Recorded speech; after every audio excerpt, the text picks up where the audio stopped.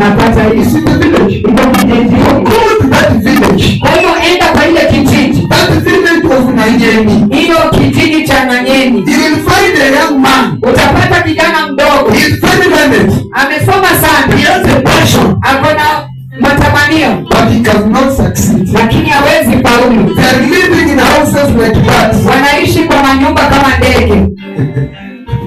Ni viota, zinaitwa viota au ni nyumba? Habari tani nisome. Go and untie it.